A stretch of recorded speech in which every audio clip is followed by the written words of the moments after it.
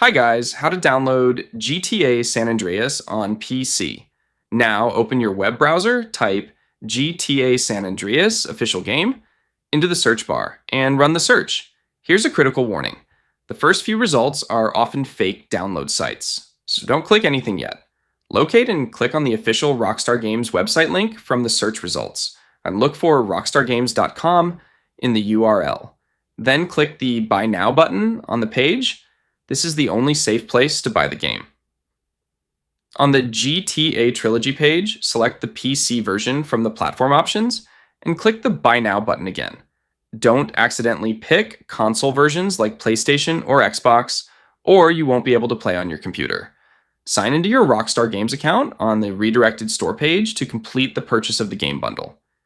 If you don't have an account, create one now. You'll need it to download and play.